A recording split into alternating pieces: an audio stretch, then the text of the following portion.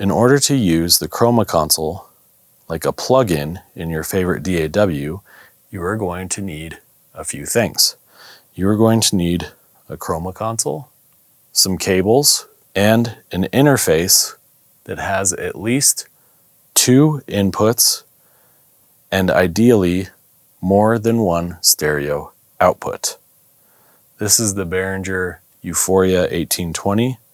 It has 2 inputs on the front, and it has 6 additional inputs on the back. It also has a main out, so a left and right, 1 and 2, and it has 8 more additional outputs or 4 more stereo outputs.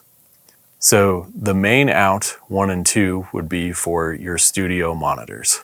These additional outputs are so you can send additional outputs, either mono or stereo, to other sources like the Chroma Console. So you can send 4 stereo outputs or 8 mono outputs, or a combination of both.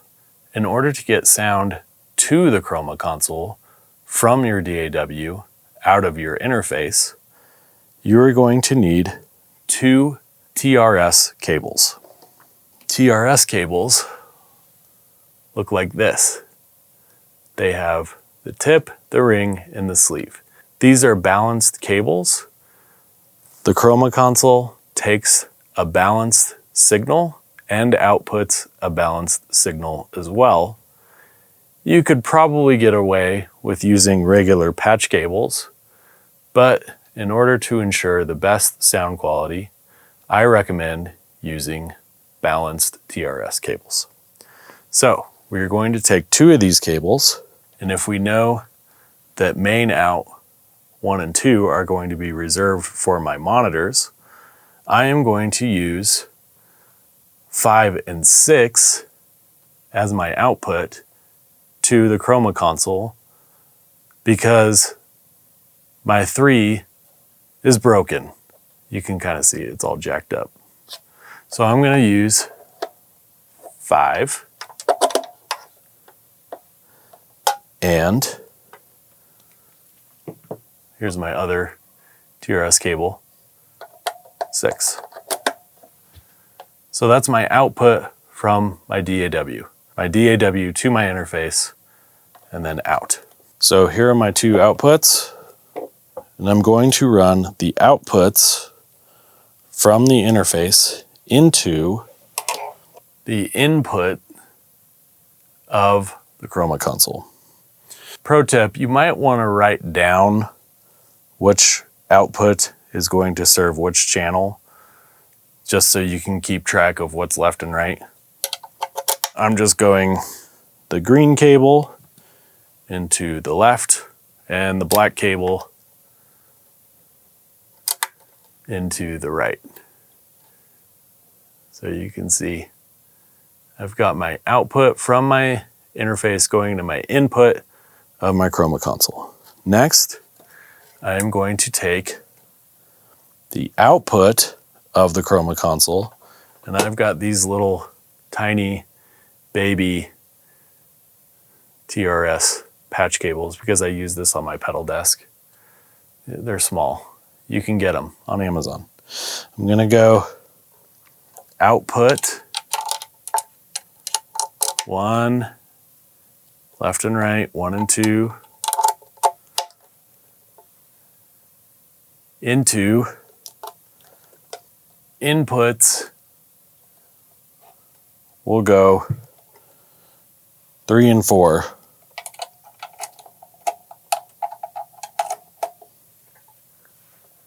So you can see 3 and 4 outputs going to 3 and 4, inputs coming from the interface out of 5 and 6 on the interface. That's how you hook it up. Next, we're going to go into the DAW. I use Studio One, and I will show you how to route the output in the software into the input of the Chroma Console and the output of the Chroma Console back into the input in your DAW. So here we are in my DAW, which is Studio One, but everything that I'm going to show you, you can do in other DAWs, such as Logic, Ableton, Pro Tools, etc. You just have to be able to access the input and output settings in your DAW for your interface, and I'm going to show you how to do that now. So we have a drum loop here, and we want to take that drum loop and affect it with the Chroma Console and get it back into this project here. So I want to get this audio here into my Chroma Console.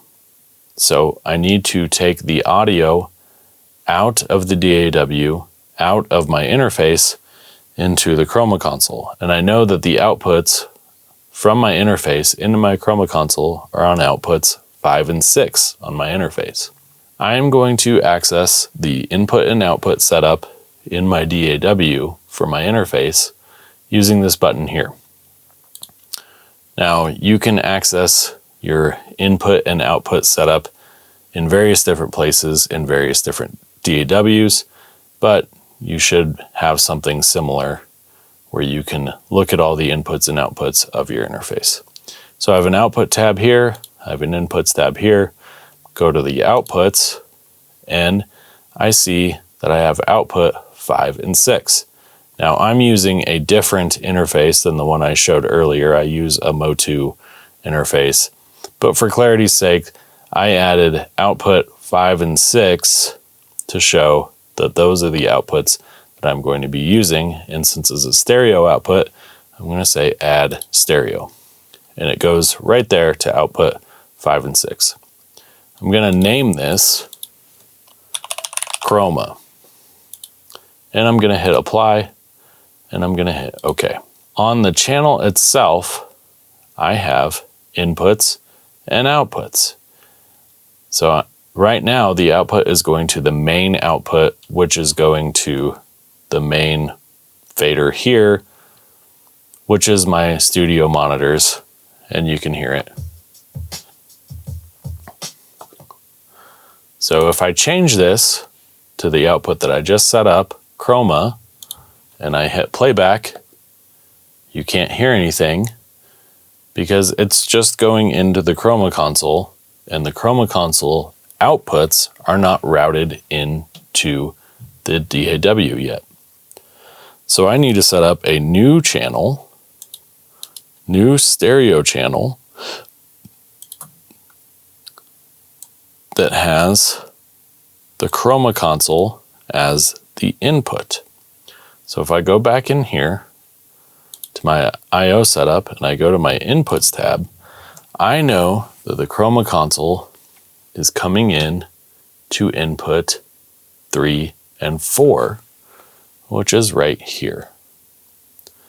So that's input 6 as it's routed here in the interface I/O setup. So I'm going to hit OK, and I'm going to select my input here, input 6, which is input 3 and 4. Now I'll hit play. Oh, I still don't hear anything. Well, I have to monitor this input to hear what's coming into the Chroma Console. Oh, I can hear it now. It's a little quiet, but I can just raise the level there, or I can raise the level coming out of that channel. Okay, cool. Well, it just sounds like how it did before. That's because I have not enabled the Chroma Console yet. So let's enable the Chroma Console. Right now, we're using the cassette texture and we're using the reels. So when I enable this, you'll hear the Chroma Console effect.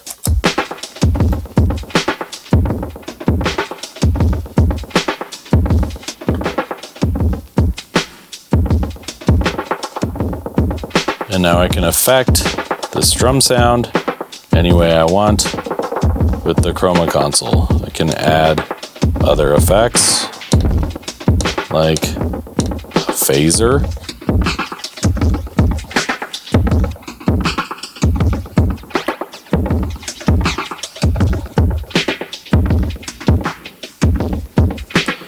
Okay, so let's say that I like that sound.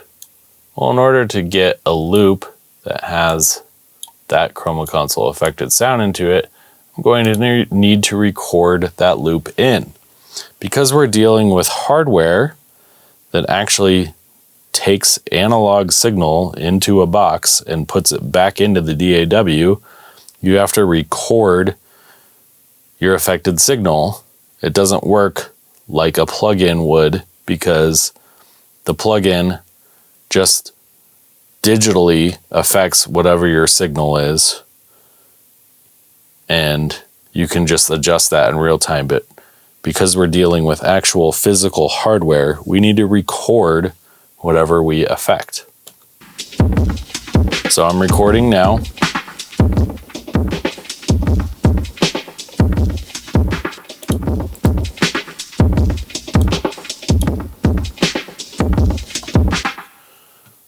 So I've got my Chroma Console affected track here, and I've got the original track here. And if I want, I can blend the two by assigning the output back to the mains here.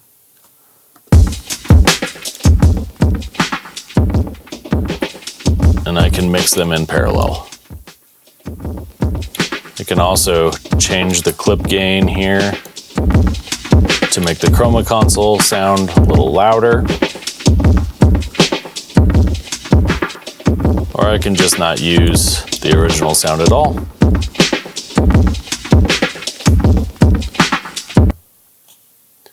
Now, say I want to add something else to this track. Let's say that I want to add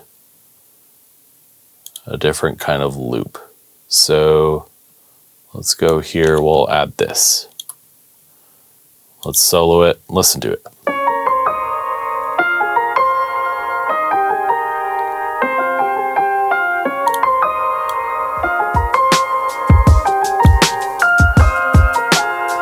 Okay, I'm going to get rid of this Chroma Console drum track.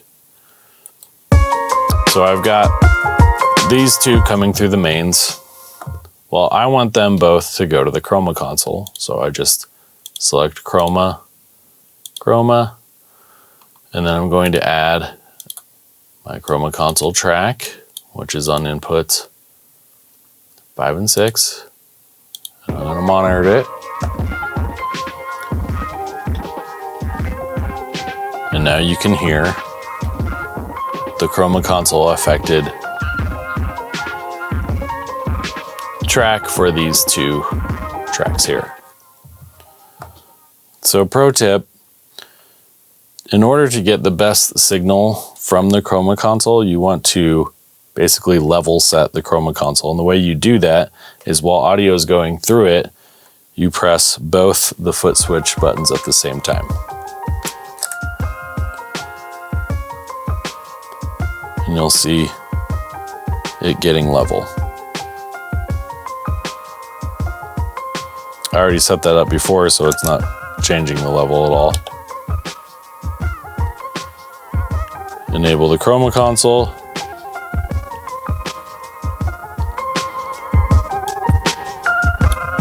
And you can hear what it's doing.